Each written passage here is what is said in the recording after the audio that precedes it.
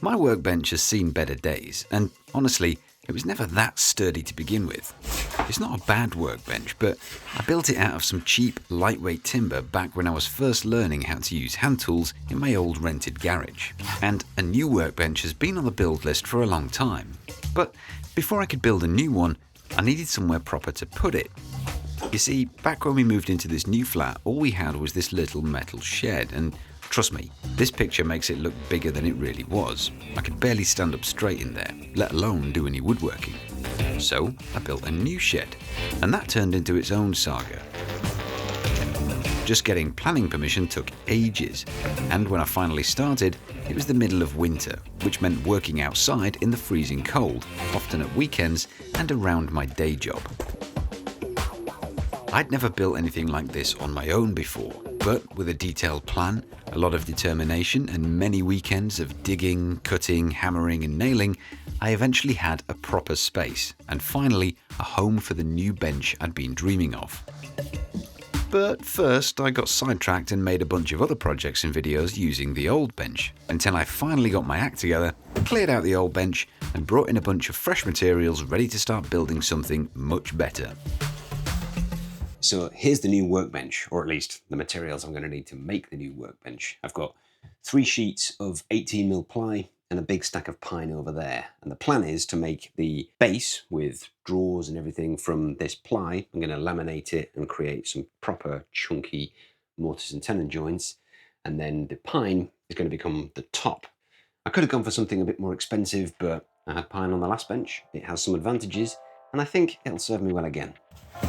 Using a simple cut list I made in advance, I could cut all of the pieces I need relatively quickly using the track saw, which, if you haven't used one, is an awesome tool, and it's super useful for me since I've got all these cuts to make and I don't have a table saw. It also stores away nice and easy when I'm not using it, which is ideal for a small workshop. One of my requirements for this new bench is for it to be much heavier and sturdier than my old one. And gluing the plywood like this should give me that. It's also pretty economical, as I can get pretty much all the components I need from just a few 8x4 sheets. You might be able to see I use some screws as well as the glue in these legs, and that's mainly for speed. I don't have enough clamps to do all the legs at once, so I got clamps on, put screws in, and then took clamps off.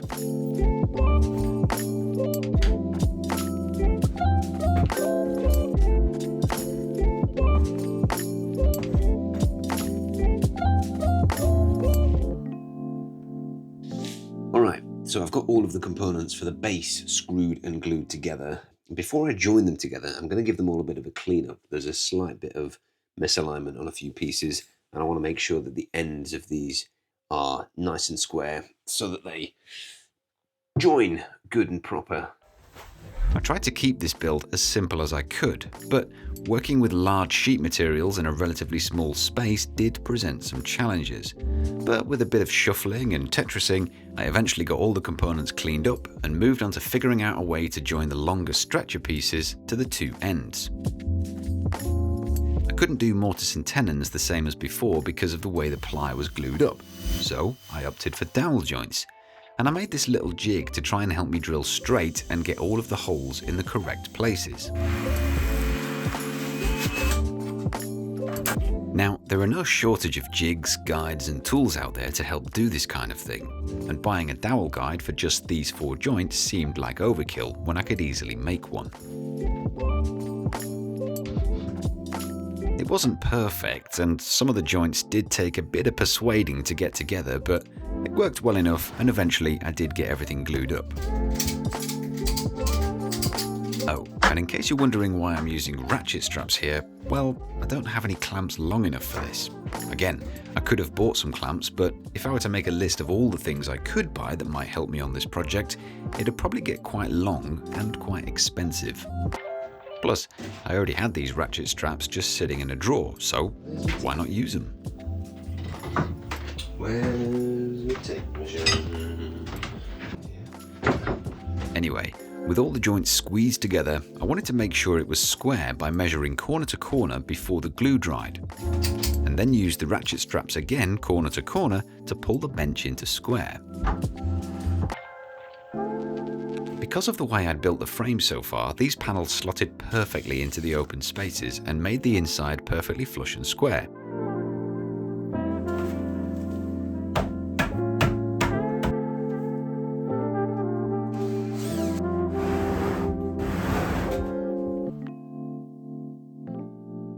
So this bench top is going to be pretty similar to my old workbench in that it's just a bunch of pine glued together. This time around though, I've tried to be a lot more selective with the pieces of wood themselves. Before, I just used whatever I had lying around, whereas this time I've selected this stuff specifically because it's as knot free as I could find and it's as straight grained as I could find.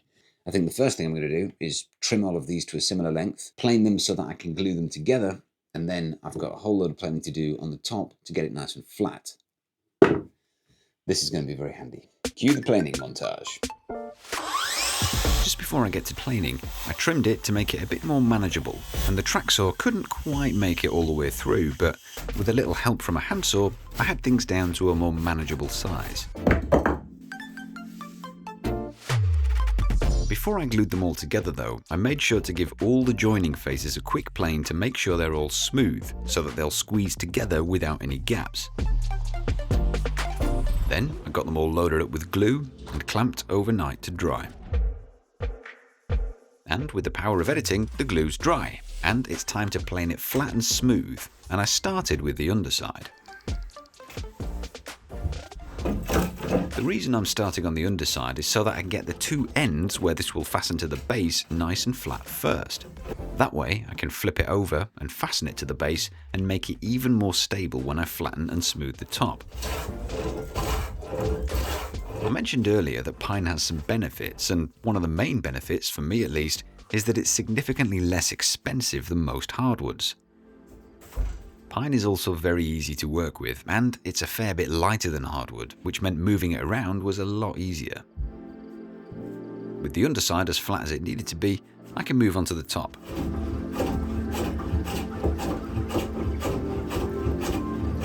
This was one of the more fun parts of the process. There's something so satisfying about taking a hand plane and slowly working away to reveal a beautifully smooth wood surface. It takes a fair amount of practice to get a wood plane set up correctly and then use it to do something like this, but I'd highly recommend making some projects this way using hand tools.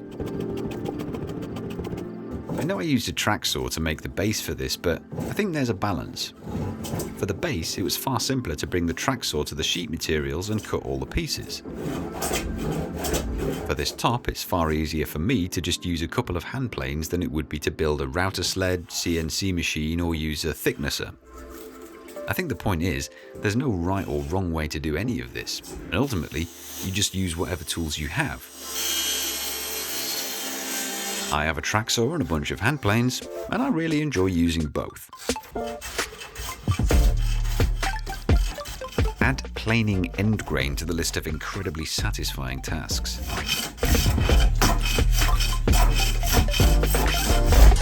Alright, so I've got things pretty flat and pretty smooth, but before I go all the way and smooth it perfectly, I'm going to add some extra pieces to the sides of this to add some rigidity in this direction. And you'll notice that at the moment, the base is slightly wider than the top. And that's so that when I glue these side pieces on, which will come down further than the thickness of the top at the moment, I'll be able to cut a recess on the back that will fit over that, and they should add a bit more strength.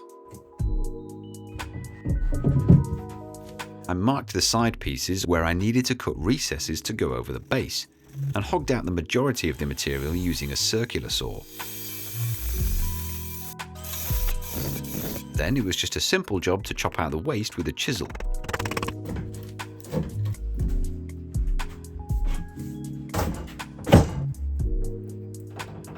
With the recesses cut and dry fitting nicely, I could add some glue, and I made sure to add it to just the area where it'll contact the rest of the top and not the main base, so that in theory, I should be able to remove the top when I eventually need to take this bench somewhere else. Whether that'll work in practice, well, I'll let you know when I try it. I had to do each side one by one, as I only had 4 clamps big enough to do one side at a time, and when I did the second side, I only had 2 clamps big enough, so I used these plus a few screws.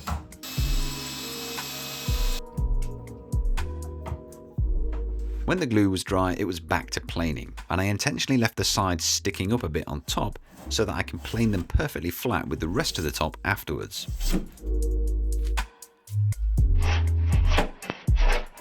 Before long, I had a very nearly perfectly flat surface, which is one of my favourite things. I say very nearly flat because I'm only human. I'm sure it's not perfect. Looks pretty good though. My bench is nearly done, but there's one very important thing missing: the vise.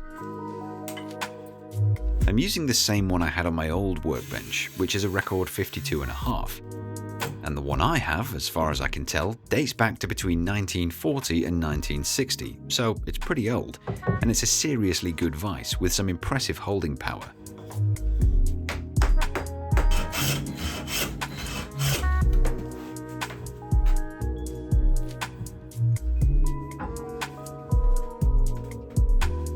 Okay, so the vise is on, and the next thing that I was going to do is add drawers down underneath here, but it actually is about the perfect size for these T-stack boxes, which I've got quite a few of. So I do need somewhere for those to go. So for now, I'm going to leave the drawers out, put the T-stack boxes in here, and I can always add drawers in the future if I want to. Next, I think I'm going to give the base a lick of paint because I want it to look a little bit better than just this bare plywood. We'll put some finish on the top, and then we'll be just about done. I'm just using some Osmo Raw finish on here, which I've had good results with that in the past. It's also what I had, so it's what I used. I also added these little lift-up casters to make moving the bench around the workshop easier. Then got on with the painting, which is one of my least favourite tasks, but it did make the bench start to look a whole lot better. And with that, the bench is finished. Overall, it was a fairly simple build, and it's not a workbench full of fancy or clever features, but for me, right now, it'll do exactly what I need it to, and I can always customize it over time. If you've enjoyed this video and this build, then let me know what you think down in the comments. And if you want to see what I build next, make sure to subscribe. Thanks for watching.